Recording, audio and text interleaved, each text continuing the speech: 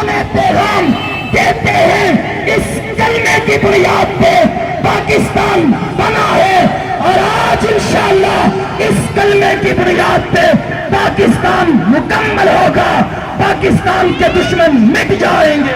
نعرہ تکبیر!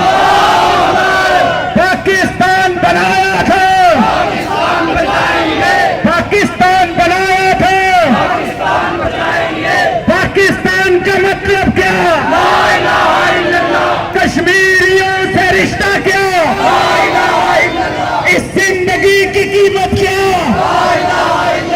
نعرہ تکبیر! حافظ سعید سے رشتہ کیا؟ جماعت الدعوہ سے رشتہ کیا؟ تیرا میرا رشتہ کیا؟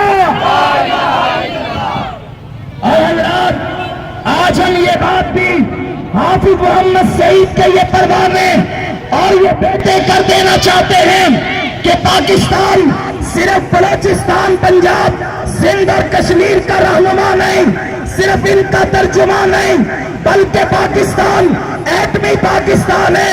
پاکستان ساری دنیا کے اسلامی ممالک کا رہنما اور ترجمان پاکستان ہے۔ آج ہالینڈ کے اندر میرے نبی صلی اللہ علیہ وسلم کی شان میں گستاخی کرنے کے لیے آج ہالینڈ کی پارلیمنٹ میں ان کے اپوزیشن لیڈر نے ایک مرتبہ پھر پلان بنا لیا ہے، اور وہ دنیا کو چیلنج کر رہے ہیں کہ تم محمد صلی اللہ علیہ وسلم کے خاکے بنا کر لاؤ، اور 2 مہینے کا ٹائم ہے، بڑا انعام دینا چاہتا ہے۔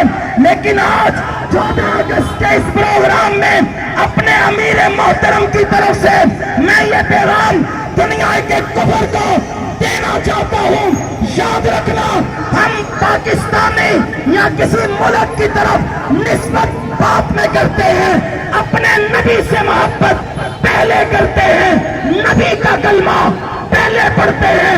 یاد رکھنا، کاٹ دیں گے وہ ہاتھ جو مٹائے نام محمد کا، چوم لیں گے وہ قلم جو لکھے نام محمد کا۔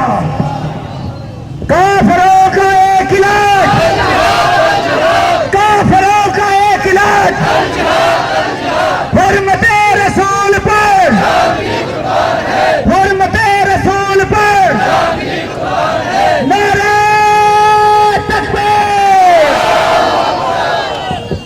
اور حضرات، نبی علیہ الصلوۃ والسلام کی حرمت